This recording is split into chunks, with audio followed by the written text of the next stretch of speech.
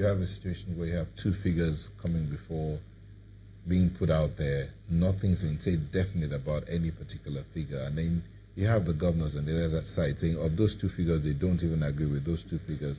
So that ambiguity there, doesn't it give room for the rancors here and there? Where are we going? What's the situation? What's going to happen next? No, you see, why I would hold the view I'm holding is that they said every member has signed a document.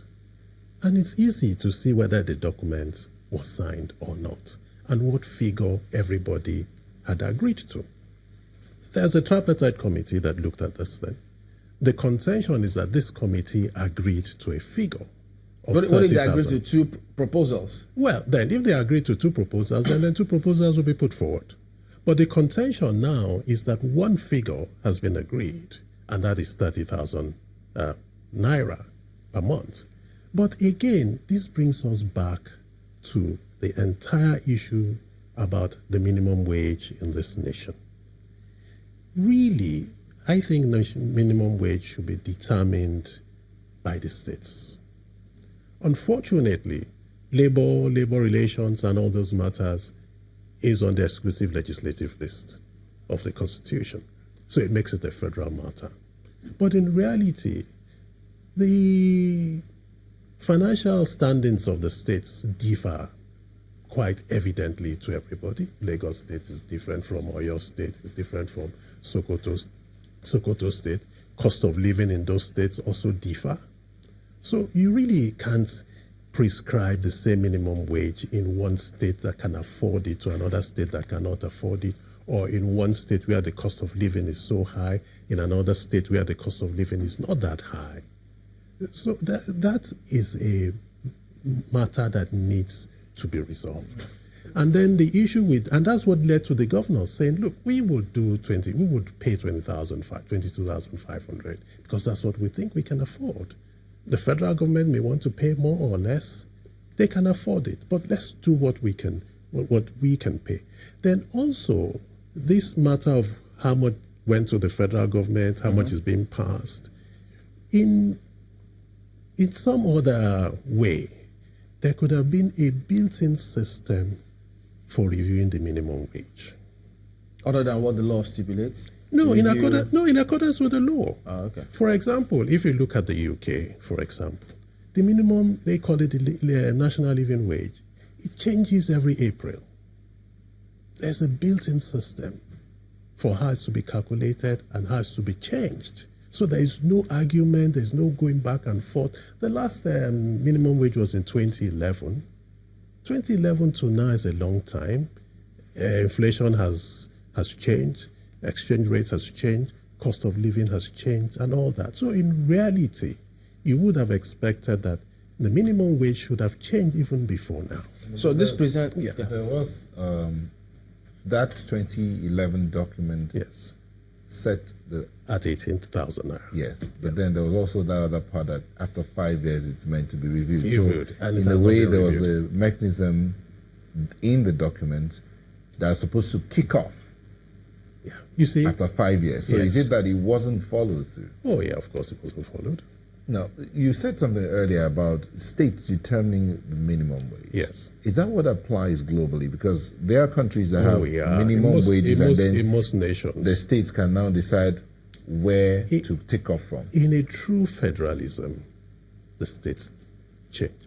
For example, if you look at the United States, New York has the highest minimum wage at, I think, about $15 per hour. I think Massachusetts has about 11. Some other states have $7.5, $7.25. The lowest is $7.25. Exactly. Which is a national. Yes, yeah.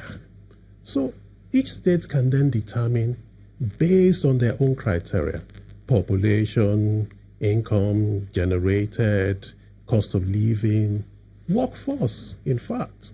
And you see, that's another point I would also like us to look at, really. We're talking about minimum wage, but how large is the workforce in government? Remember when we talked about the bailout funds? Yeah. This issue came up. I was here then. while we're looking at minimum wage, which I agree it's a legitimate issue and a legitimate right for workers, on the other hand, we should also look at how large the workforce is. How many of the workers are really needed in governance, in carrying out the duties of government? If we recall, there was a committee that was asked to review the number of government agencies and try to prune them down. That committee submitted its report. Unfortunately, I don't think anything was done.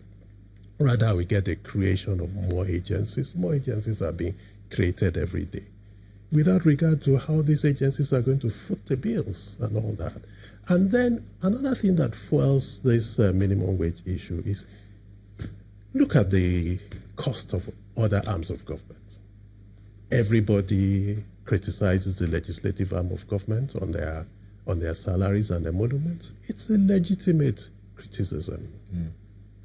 Someone is earning so much money and somebody else is earning this. It's bound to create agitations, no doubt, for a review of common. And then it also would not generate or elicit any sympathy on the side of the workers, because we're all here in this same nation. We live here. Everybody are normal human beings. So why that great disparity in income levels? But from what you've seen now, all of these arguments, going back and forth. Yes. Have we addressed the main issue? Because if we come who knows 3, 4, 5 years, and they need to talk about minimum wage again, we may go through the same process. Yes. Okay. So that's why my position is, let's look at it holistically. Let's look at the constitutional aspect of it.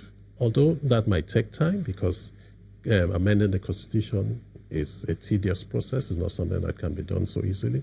After it's passed at the National Assembly, it has to go to the State's House of Assembly. So it's a tedious process. But the better we start it. So I would suggest most strongly that the minimum wage issue, labor issues and all that, taken away from the exclusive legislative list. Labour kicked against that. Well, you see, we cannot prorate and appropriate. If on one hand we say we want true federalism, we want to manage our resources, every advantage has a disadvantage, and every disadvantage has an advantage. You cannot want to only take the advantages at all times, and then when it works against you, you say no. What is the rationale for kicking against that? Cost of living in Oyo State is not the same as cost of living in Lagos but they State. say that, look, if they do that, some states, because already, if they're saying we can't pay 30,000 naira, 22,500, of which Labour is saying, look, when did they even have this meeting? Because they had opportunities in the committee to bring up this report. We didn't hear it, but even though some say that's controversial. But some will argue that some states will not want to pay the minimum wage, and there may be nothing the workers can do. No, but that's the point. The minimum wage will be determined by the state, not at the federal level. Yeah, anymore. if that when it's taken away from the exclusive legislative. But they say when that happens, states will want to pay far below what they should be paying. But labor exists in those states. So the way labor is engaging the federal government now, then they will engage the states at that level. And then at the same time, labor needs to be able to look at the issue of the size of the civil service, because that also helps. With limited or how will I say optimal labor size, you can pay better. Yes, they're going to be the other side of it, but we need to get to that. There must be sacrifices and things need to go. And then there's a social aspect of it.